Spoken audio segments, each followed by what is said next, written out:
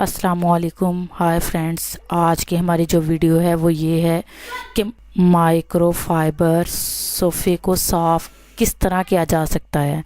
Micro fibre صوفے کو صاف کرنا دیکھنے میں تو مشکل لگتا ہے، لیکن حقیقت میں ایسا نہیں ہے۔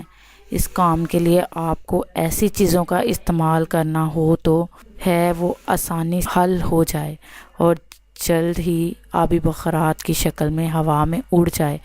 آئے ہم آپ کو بتاتے ہیں کہ کس طرح آپ مائکرو فائبر سے صوفے کو صاف کر سکتے ہیں۔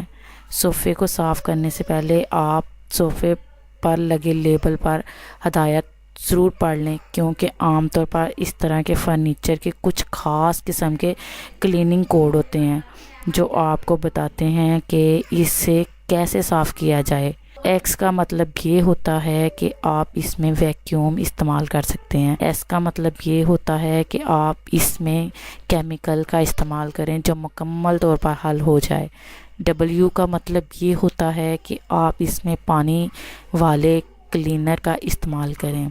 ایس ڈبلیو کا مطلب یہ ہوتا ہے کہ آپ اس میں ایس اور ڈبلیو دونوں طرح کے اجزاء کا استعمال کر سکتے ہیں۔ ان ہدایات کو پڑھنے کے بعد آپ ویکیوم کلینر کو برش کے ساتھ استعمال کریں تاکہ صوفے پر لگے بال بھی صاف ہو سکیں۔ ویکیوم کا استعمال ہر مہینے کرنا زیادہ بہتر ہوتا ہے کہ تاکہ گرد اور جراثیم اس میں شامل نہ ہو سکیں۔ اس سرکے کا سپرے کریں صوفے کے ان حصوں میں جس کو آپ صاف کرنا چاہتے ہیں۔ اب اس جگہ کو اسفنج کی مدد سے صاف کریں۔ اب آپ دیکھیں گے کہ جراثیم آپ کے صوفے میں سے صاف ہونا شروع ہو جائیں گے۔ جب آپ یہ کر لیں تو اس جگہ کو مکمل طور پر سوکھنے کے لیے چھوڑ دیں۔